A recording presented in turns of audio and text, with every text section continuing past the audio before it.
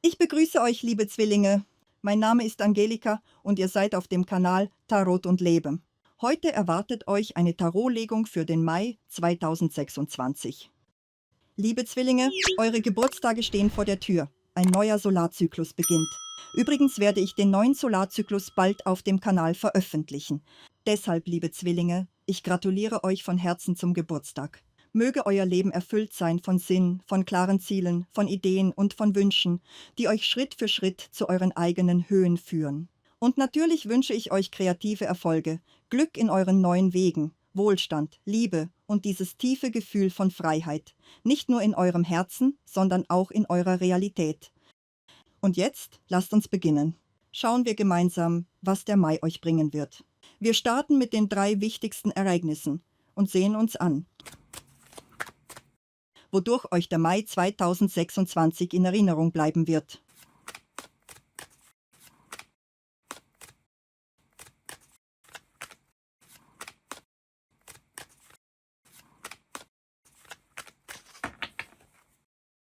Also das erste wichtige Ereignis im Mai, das zweite wichtige Ereignis und das dritte wichtige Ereignis.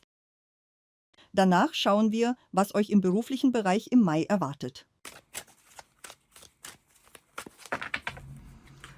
Wie sich eure Einnahmen entwickeln werden. Was euch im persönlichen Leben im Mai 2026 begegnet.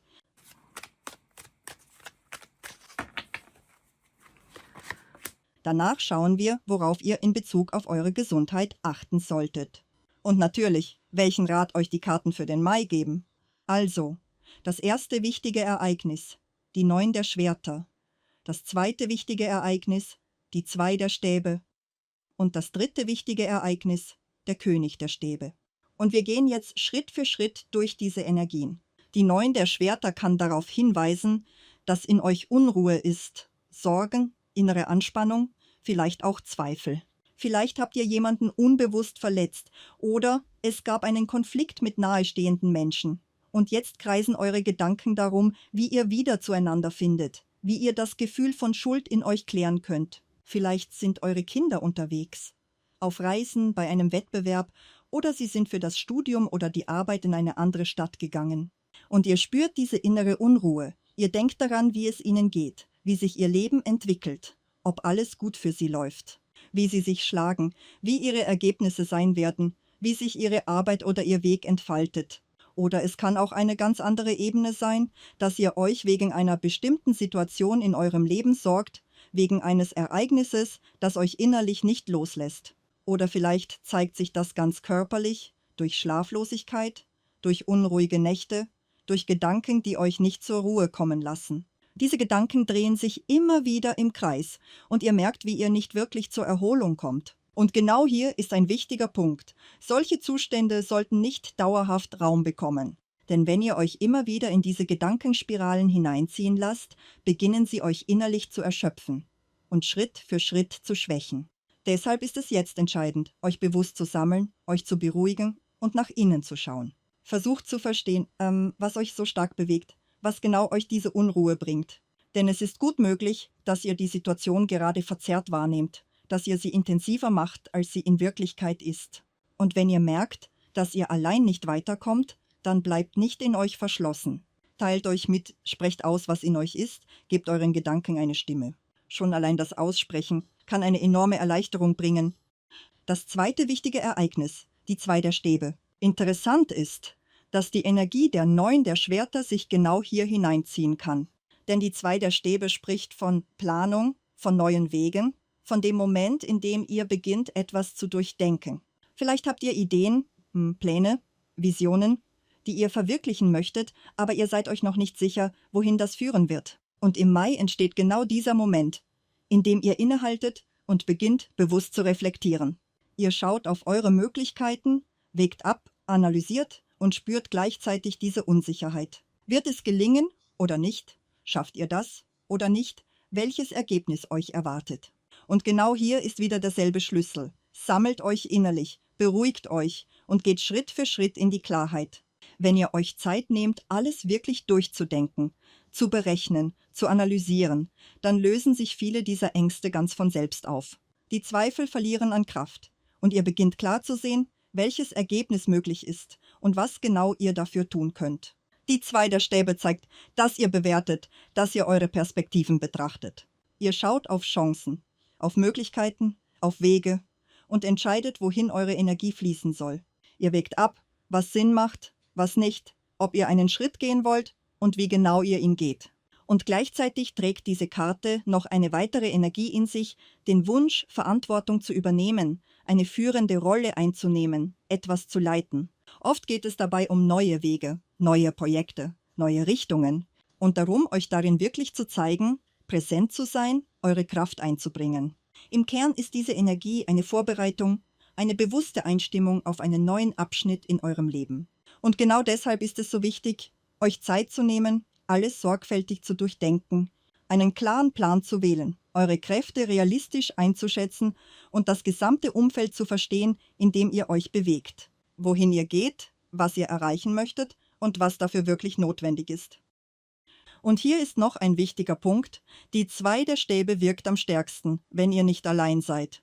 Genauso wie auch die Ängste und inneren Spannungen leichter werden, wenn ihr sie nicht allein tragt. Denn auf der Unterseite des Decks liegt die 2 der Kelche. Diese Karte spricht von Verbindung, von Partnerschaft, von Menschen, die an euch glauben, die euch nah sind, denen ihr vertraut.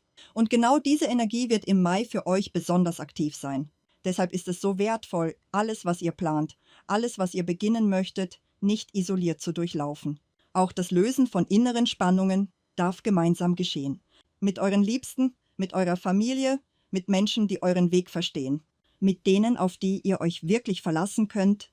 Denn genau darin liegt eure Stärke jetzt, im gemeinsamen Miteinander. Die 2 der Stäbe und die 2 der Kelche zeigen ganz klar, dass ihr im Zusammenspiel mit anderen sehr viel erreichen könnt. Es entsteht eine harmonische Verbindung, ein gemeinsamer Weg, ein Gefühl von Unterstützung und Ausgleich. Und genau in dieser Energie entfalten sich eure neuen Schritte am kraftvollsten. Weiter geht es. Das 3. wichtige Ereignis ist der König der Stäbe.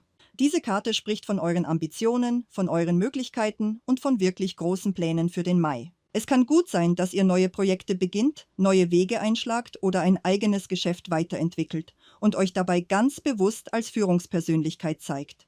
Und genau dafür öffnet sich auch der Raum, genau dafür entstehen die passenden Umstände.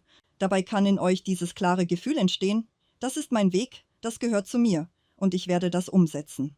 Gleichzeitig ist es möglich, dass euch gerade diese neuen Vorhaben innerlich bewegen. Ihr haltet vielleicht kurz inne, nehmt euch Zeit, schaut euch die Situation genauer an und wägt alles sorgfältig ab.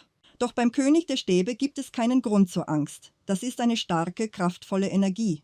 Es ist eine Karte, die euch wirklich große Möglichkeiten eröffnet und euch zeigt, dass ihr bereit seid, mehr zu erreichen.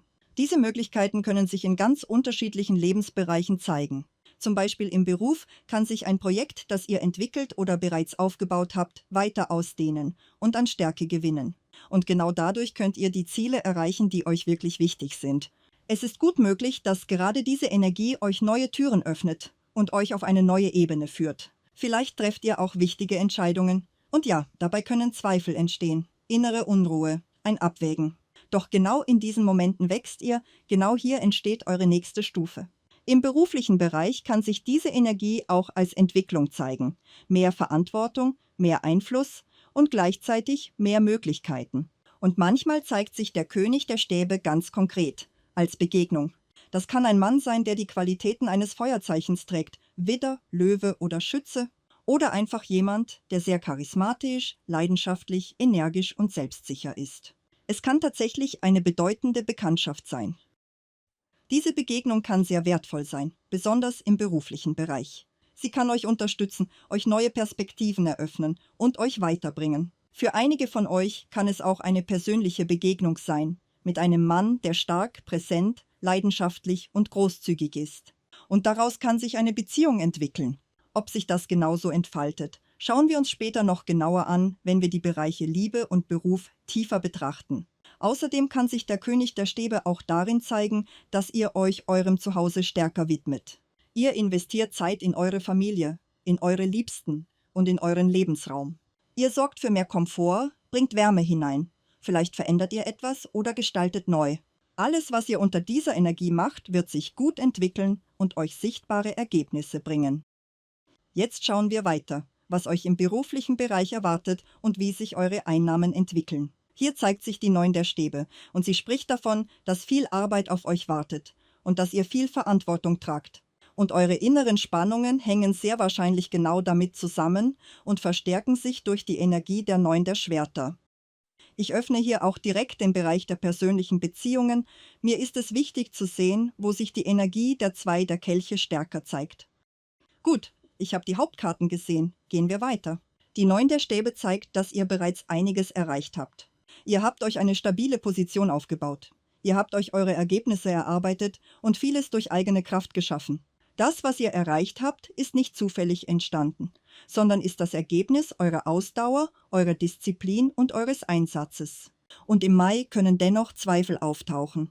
Vielleicht entsteht das Gefühl, dass etwas nicht so läuft, wie ihr es erwartet habt, oder dass die Ergebnisse noch nicht euren Vorstellungen entsprechen. Vielleicht habt ihr auch den Eindruck, dass jemand eure berufliche Position in Frage stellen könnte oder dass sich etwas verschiebt, doch in Wirklichkeit zeigt diese Karte oft etwas anderes.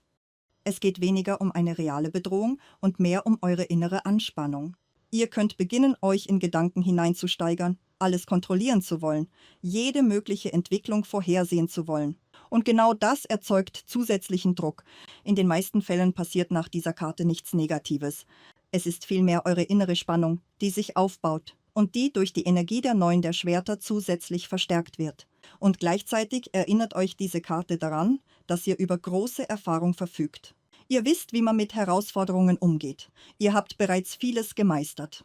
Wenn es euch gelingt, euren inneren Zustand zu beruhigen, euch nicht weiter hineinzusteigern, dann werdet ihr erkennen, dass ihr vorbereitet seid, dass euch nichts so leicht aus dem Gleichgewicht bringen kann und dass ihr in der Lage seid, jede Situation zu bewältigen. Die 9 der Stäbe steht für Standhaftigkeit, für Wachsamkeit und für innere Stärke. Sie zeigt eure Fähigkeit, auch in anspruchsvollen Situationen stabil zu bleiben und durchzuhalten.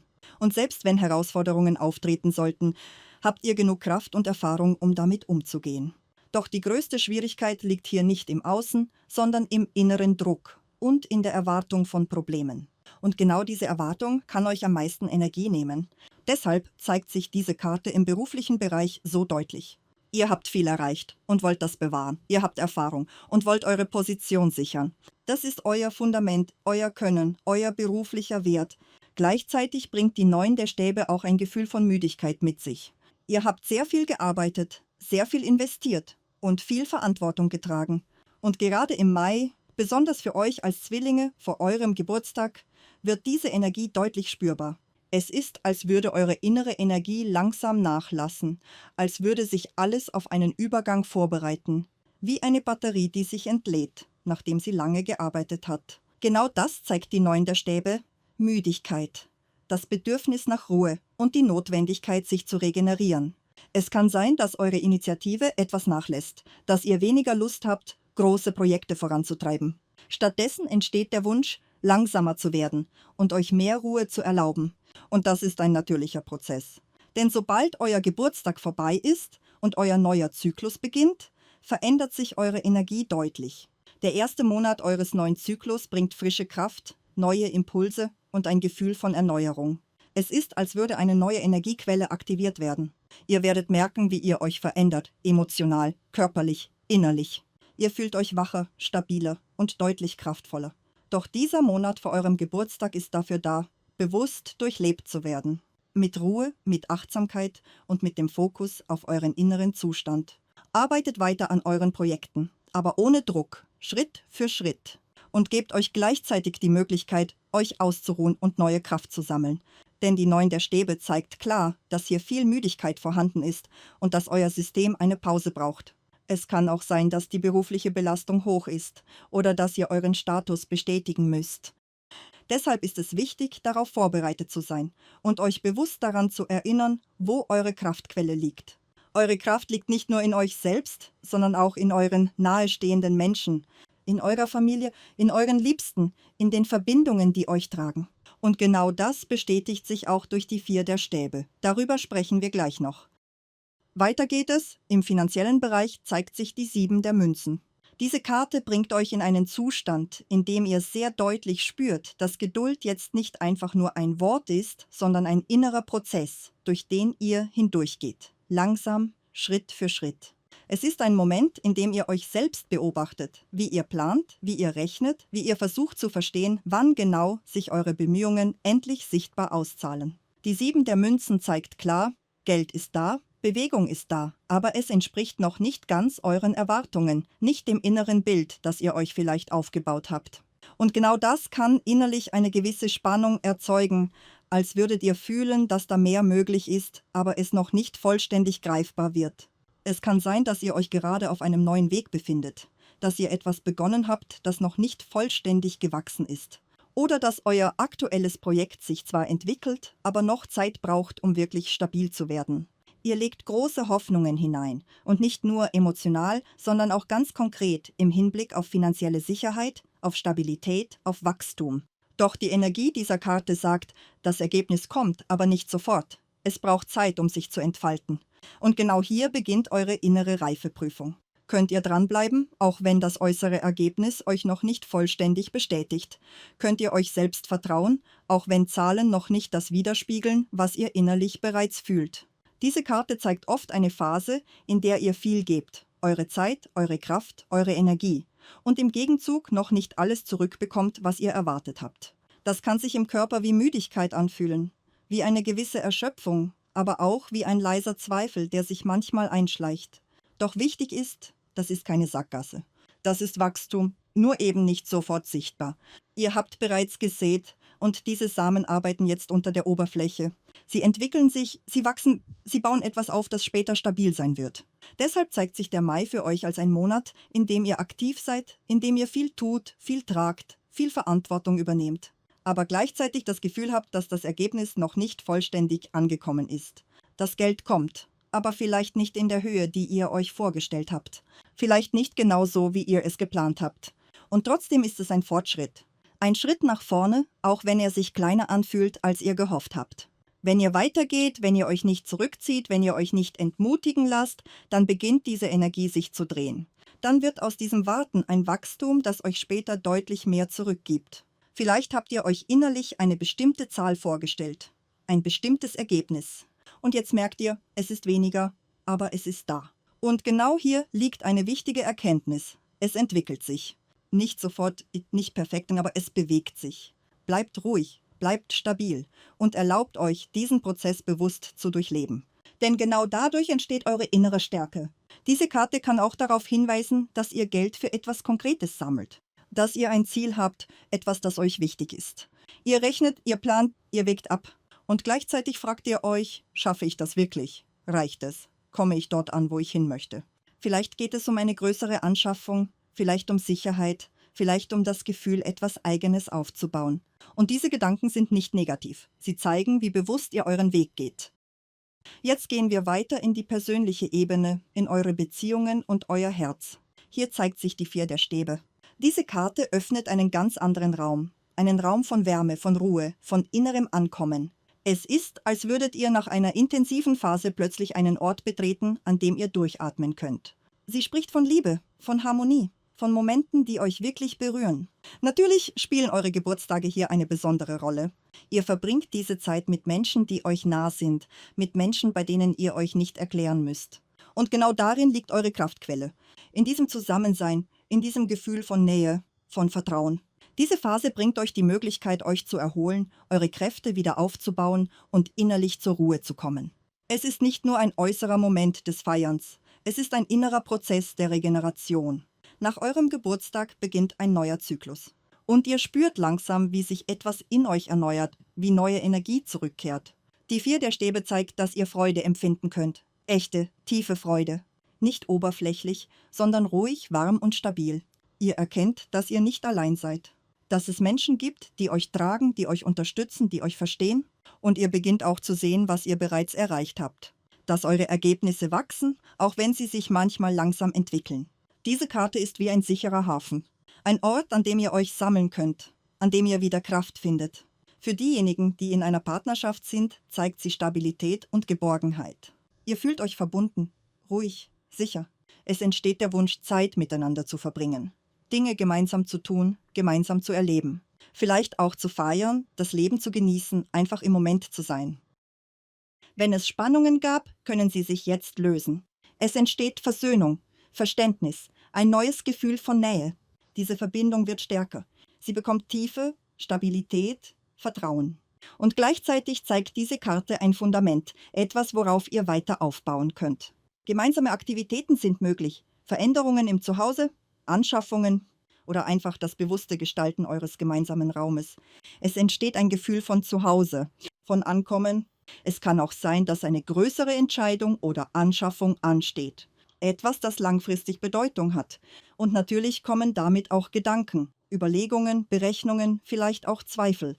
Doch diese Zweifel zeigen nicht Schwäche, sie zeigen Verantwortung. Auch das Thema Familie kann sich hier zeigen. Wachstum, Entwicklung, neue Lebensphasen. Für diejenigen, die nicht in einer Partnerschaft sind, ist diese Karte sehr vielversprechend. Sie zeigt eine Begegnung, eine Verbindung, die sich stimmig anfühlt. Ihr spürt, dieser Mensch passt zu mir. Hier kann ich selbst sein. Und diese Verbindung hat Potenzial. Sie kann sich entwickeln, wachsen, stabil werden. Zusätzlich zeigt sich im Hintergrund die 2 der Kelche. Das verstärkt die Energie von gegenseitigem Gefühl, von Verbindung, von echtem Miteinander. Hier geht es um Resonanz, um das Gefühl, gesehen und verstanden zu werden. Das ist eine sehr tiefe, ehrliche Energie. Jetzt schauen wir auf den Bereich Gesundheit. Hier zeigt sich die 2 der Münzen. Diese Karte bringt Bewegung, aber auch Anpassungsfähigkeit. Sie zeigt, dass ihr trotz allem in eurer Kraft bleibt. Auch wenn es Schwankungen gibt, findet ihr euren Rhythmus wieder. Ihr lernt mit euren Kräften bewusster umzugehen. Wenn es zuvor emotionale Belastungen gab, Ängste, Sorgen, innere Spannungen, zeigt diese Karte die Möglichkeit, wieder ins Gleichgewicht zu kommen. Es entsteht mehr Leichtigkeit, mehr innere Flexibilität.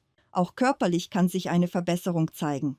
Mehr Energie, mehr Stabilität, mehr Lebendigkeit.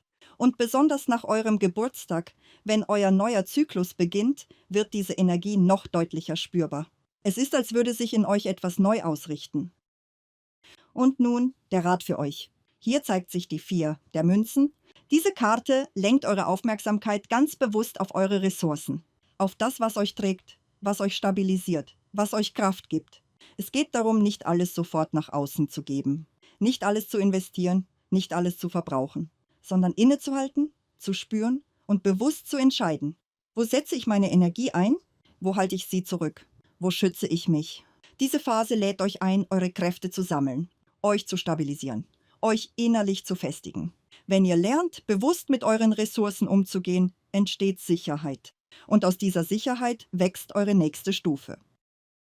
So zeigt sich euer Monat, liebe Zwillinge. Denkt daran, das ist eine allgemeine Legung. Wenn ihr eure persönliche Situation tiefer betrachten möchtet, könnt ihr eine individuelle Beratung anfragen. Die Kontaktdaten findet ihr in der Beschreibung unter diesem Video. Wenn ihr eine wichtige Situation klären möchtet, könnt ihr euch gerne melden. Ich begleite euch dabei. Ihr könnt auch die Unterstützungsfunktion des Kanals nutzen.